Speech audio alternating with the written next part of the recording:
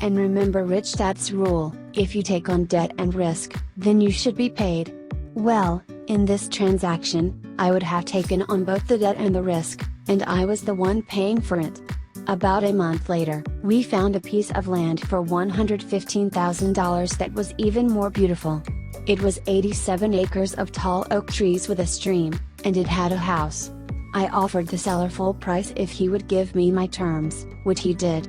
To make a long story short, we spent a few dollars fixing the house and sold the house and 30 acres for $215,000, using the same idea of low down payment, easy monthly payments. We kept 57 acres for ourselves. This is what the transaction looked like on my balance sheet. The new owner was thrilled because it was a beautiful home and he was able to buy it for almost nothing down. As an aside, he also bought it through his company for use as a corporate retreat for his employees, which allowed him to depreciate the purchase price as a company asset, deduct the maintenance costs, and deduct the interest payments. His interest payments more than paid for my interest payments. A few years later, he sold some of his company stock and paid off the loan to me, and I, in turn, paid off my loan. The debt was gone. With the extra $100,000 profit I made, I was able to pay the taxes from the gain of the land and the house. The net result was zero debt, $15,000 profit after taxes, and 57 acres of gorgeous land. It was like being paid for getting what you want. Today, my balance sheet from that one transaction looks like this. The IPO. An initial public offering, IPO, or taking a private company public through a stock offering, is based on the same principles as the transaction described in the previous section. While the words, the market and the players are different, the basic underlying principles remain the same. When my organization forms a company to take public, we often create value out of thin air, even though we try to base it on an accurate opinion of the market value. We take the offering to the public market and, instead of this equity being sold to one person, it is sold to thousands of people as shares of a company. The value of experience. I recommend people start in the B quadrant before proceeding to the I quadrant. Regardless of whether the investment is in real estate, a business, stocks, or bonds, there is an underlying comprehensive business sense that is essential to being a sound investor. Some people have this comprehensive sense, but many do not, primarily because school trains us to be highly specialized, not comprehensively trained. For those thinking about moving to the B or I quadrants, I recommend starting small and taking your time. Do bigger deals as your confidence and experience grow. Remember, the only difference between an $80,000 deal and an $800,000 deal is a zero. The process of going through a small deal is much the same as going through a much larger, multi-million-dollar public offering. It is only a matter of more people, more zeros, and more fun. Once a person gains experience and a good reputation, it takes less and less money to create bigger and bigger investments. Many times it takes no money to make a lot of money. Why? Experience is valuable. As stated earlier, if you know how to make money with money, people and money will flock to you. Start small, and take your time. Experience is more important than money. It is simple and easy.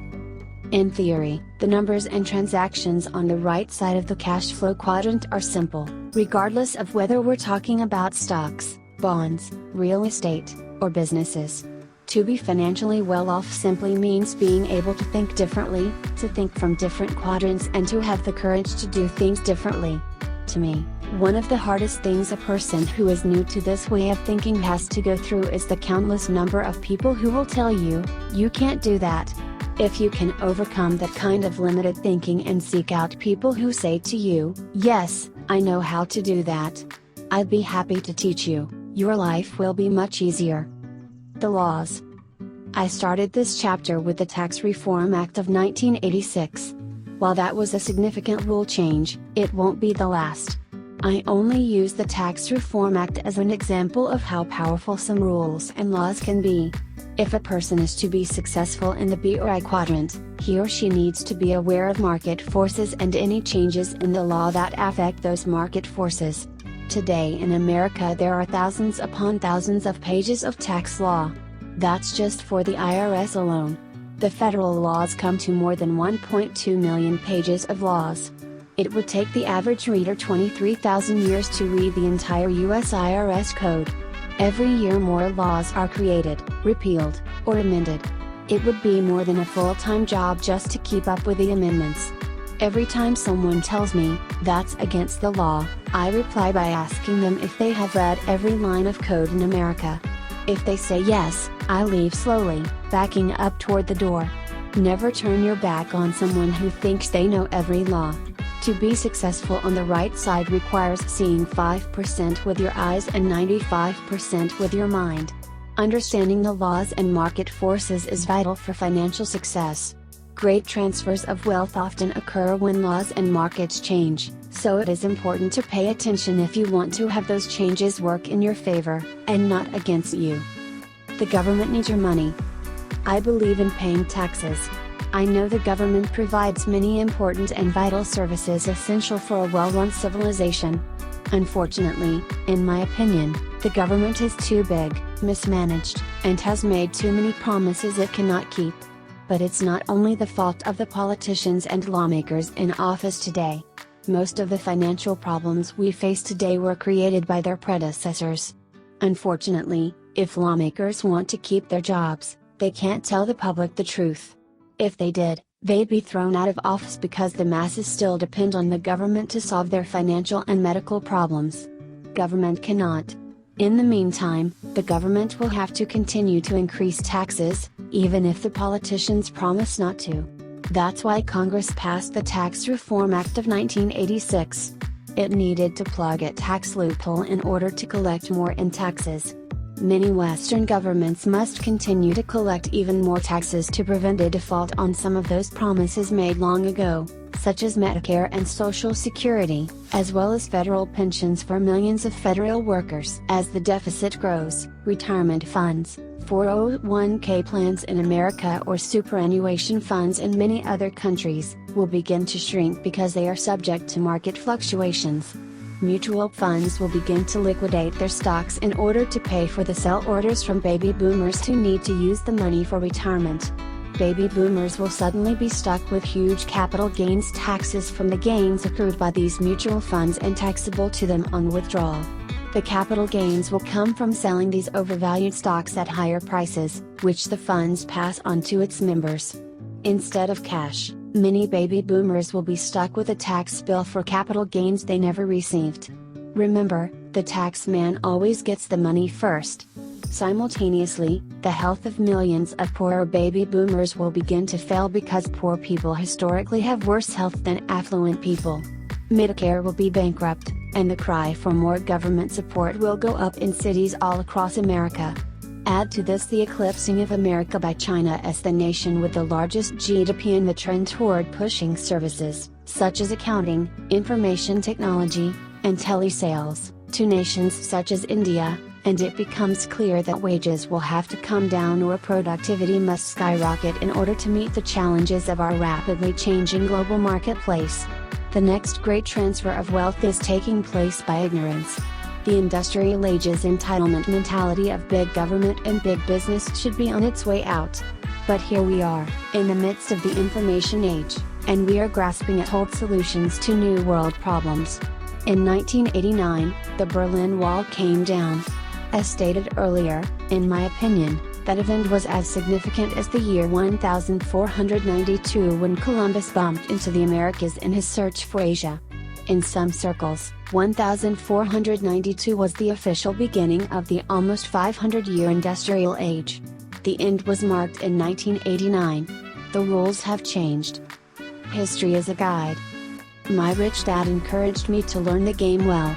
After I learned it well, I could do what I wanted with what I knew.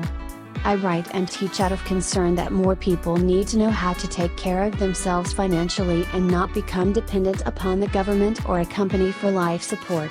I hope I'm wrong about what I see coming down the road economically. Maybe governments can keep making promises to take care of people, keep on raising taxes, and keep on going into greater debt. Maybe the stock market will always go up and never come down again. And maybe real estate prices will go up again, and your home will become your best investment.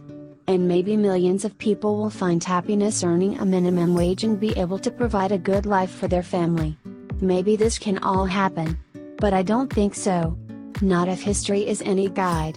Historically, if people live to be 75 years of age, they lived through 2 recessions and 1 depression. As baby boomers, we have gone through 3 recessions, and some question whether we are entering another depression. Maybe there will never be one, but history says there will. As the saying goes, if your neighbor loses his job, it's a recession. If you lose your job, it's a depression. The reason my rich dad had me read books on the great capitalists and the economists was so I could gain a longer view and a better perspective on where we have come from and where we are going. Just as there are waves on the ocean, there are great waves in markets. Instead of the wind and sun driving the waves of the ocean, the waves of the financial markets are driven by 2 human emotions, greed and fear. I don't think that depressions are things of the past because we will always have those emotions of greed and fear. And when greed and fear collide and a person loses badly, the next human emotion is depression. Depression is made up of anger and sadness, anger with oneself, and sadness over the loss. Economic depressions are emotional depressions. People lose, and they get depressed. Even when the economy appears to be in great shape, there are millions of people who are in various stages of depression. They may have a job, but deep down they know they are not getting ahead financially. They are angry at themselves and sad over their loss of time. Little do they know that they have been trapped by the industrial age idea of find a safe, secure job, and don't worry about the future. A great change means opportunity. We are entering an era of tremendous change and opportunity. For some people, it will be the best of times. For others, it will be the worst of times. As President John Kennedy once said, a great change is at hand. Kennedy came from the right side of the cash flow quadrant. Back in the 1960s, he tried desperately to elevate the lives of those stuck in a time warp. Unfortunately, decades later, millions of people are still trapped in those time warps, following ideas that were handed down from past generations, ideas such as, go to school so you can find a secure job. While education is more important than ever before, we need to be teaching people to think a little further than just looking for a secure job and expecting the company or the government to look after them once their working days are through. That is an industrial age idea, and we are not there anymore. Nobody said it was fair, for this is not a fair country. We are a free country. There are people who work harder, are smarter, are more driven for success, are more talented, or are more desirous of a good life than others. In America, we are, thankfully, free to pursue those ambitions if we have the determination.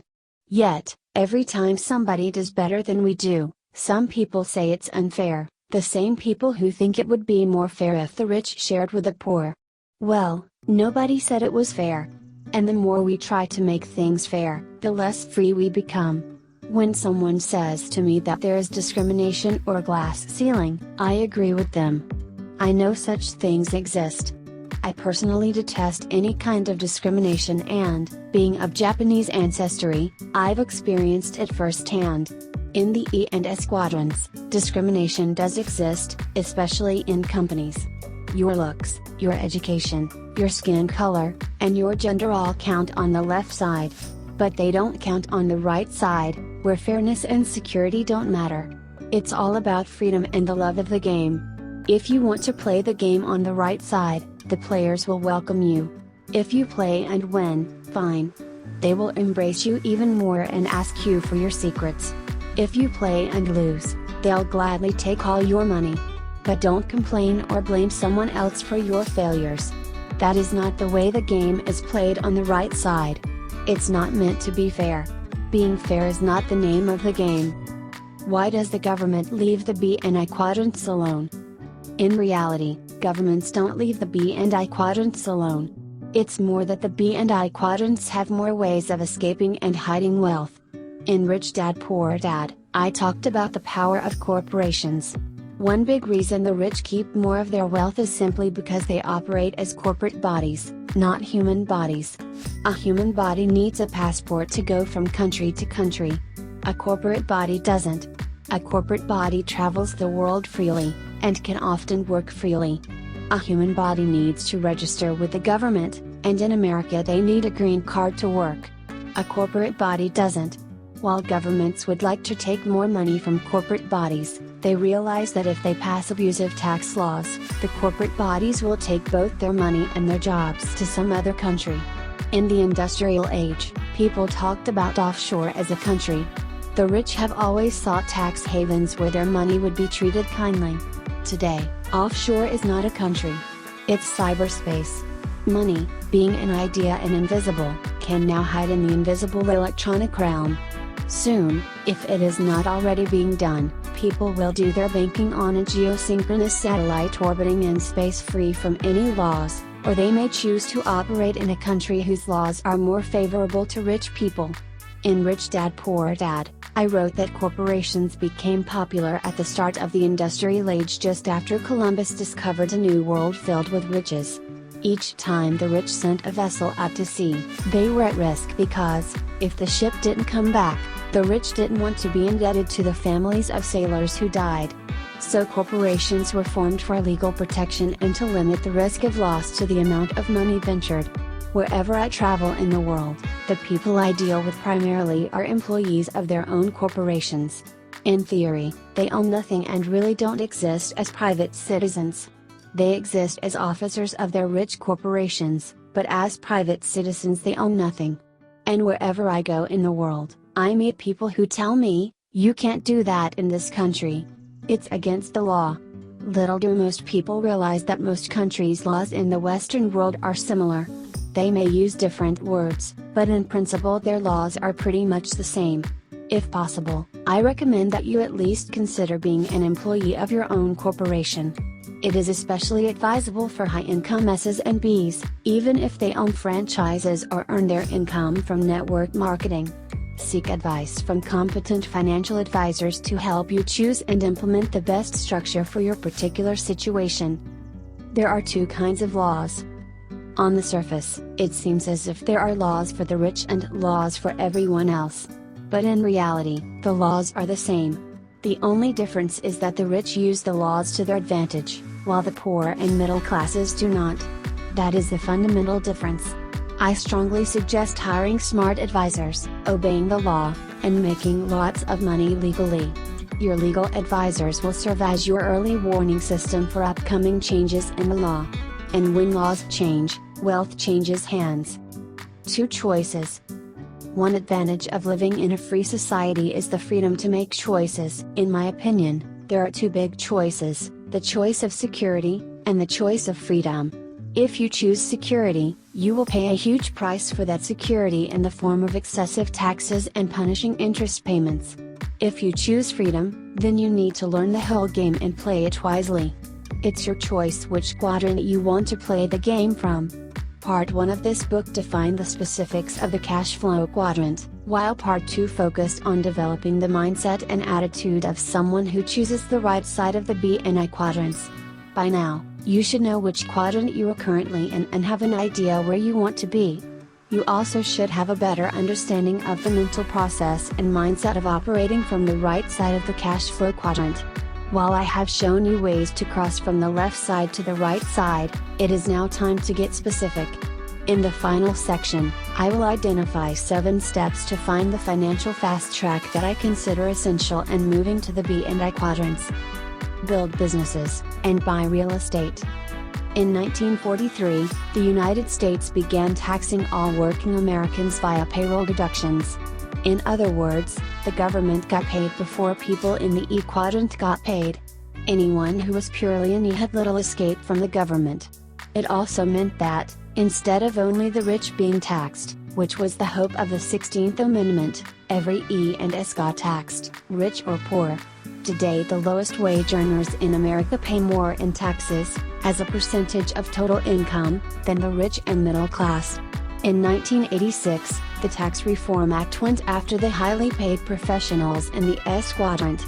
This act specifically targeted doctors, lawyers, architects, dentists, engineers, and other professionals, and made it difficult, if not impossible, for them to shelter their income the way that the rich can do in the B and I quadrants. These professionals were forced to operate their businesses through S corporations instead of C corporations, or else pay a tax penalty. The rich do not pay this penalty. Income for these highly compensated professionals is then passed through the S corporation and taxed at the highest individual tax rate possible. They do not have the opportunity to shelter their income through deductions allowed to C corporations. At the same time, the law was changed to force all S corporations to have a calendar year end. This again forced all income to be taxed at the highest rate. When I discussed these changes with my CPA, he reminded me that the biggest shock to newly self-employed people generally comes at the end of their first business year when they realize that the biggest tax they are paying is the self-employment tax. This tax is double for S's or self-employed, over what they paid as E's or employees. And it is calculated based on income before the individual can deduct any itemized deductions or personal exemptions. It is possible for a self-employed person to have no taxable income, yet still owe self-employment tax. Corporations, on the other hand, do not pay self-employment tax. The 1986 Tax Reform Act also effectively pushed the E's and S's of America out of real estate as an investment and into paper assets such as stocks and mutual funds. Once the downsizing began, millions not only felt less secure about their jobs, they also felt less secure about their retirement, simply because their future financial well-being was based upon paper assets subject to the ups and downs of the market. The 1986 Tax Reform Act also appears to have had the intention of shutting down the smaller community banks in America and shifting all banking to large national banks. I suspect that this was done so America could compete with the large banks of Germany and Japan. If that was the intent, it was successful. Today in America, banking is less personal and purely by the numbers. The net result is that it is harder for certain classes of people to qualify for home loans. Instead of a small-town banker knowing you personally, a central computer spits your name out if you don't meet its impersonal qualification requirements. After the 1986 Tax Reform Act, the rich continued to earn more, work less, pay less in taxes, and enjoy greater asset protection by using the formula my rich dad gave me years earlier, which was, build a business, and buy real estate. The idea was to make a lot of money via C corporations, and shelter the income through real estate. While millions upon millions of Americans work, pay more and more in taxes, and then pour billions each month into mutual funds, the rich are quietly selling shares of their C corporations, making them even richer, and then buying billions in investment real estate. A share of a C corporation allows the buyer to share in the risk of owning the company. A share of stock does not allow the shareholder the advantages that owning a C corporation and investing in real estate offers. Why did my rich dad recommend building businesses in C corporations and then buying real estate? Because the tax laws reward people who operate that way, but this subject is beyond the scope of this book. Just remember the words of immensely wealthy people such as Ray Kroc, founder of McDonald's, "My business is not hamburgers. My business is real estate." Or remember the words of my rich dad who drummed into my head, "Build businesses, and buy real estate." In other words, I needed to seek my fortune on the right side of the cash flow quadrant to take full advantage of the tax laws. In 1990, President George H.W. Bush raised taxes after promising, read my lips, no new taxes. In 1992, President Bill Clinton signed into law one of the largest tax increases in recent history. Tax increases continue into the 21st century. Again, these tax increases affect the E's and S's, but the B's and I's are, for the most part, not affected. As we progress further and further into the information age, we all need to continue to gather information from different quadrants. In the information age, quality information is our most important asset. As Eric Hoffer once said, in times of change, learners inherit the earth, while the learned find themselves beautifully equipped to deal with a world that no longer exists. Remember, everyone's financial situation is different. That is why I always recommend the following. 1. Seek out the best professional and financial advice you can find. For example, while a C corporation works well in many instances, it is not the best structure all of the time. Even on the right side of the cash flow quadrant, occasionally an S corporation is appropriate. 2. Remember that there are different advisors for the rich, the poor, and the middle class, just as there are different advisors for people who earn their money on the right side and on the left. Also, consider seeking advice from people who are already where you want to go. 3. Never do business or investing for tax reasons. A tax break is an extra bonus for doing things the way the government wants. It should be a bonus, not the reason. If you are not a US citizen, this advice remains the same. Our laws may be different, yet the principles of seeking competent advice remain the same. People on the right side operate very similarly throughout the world.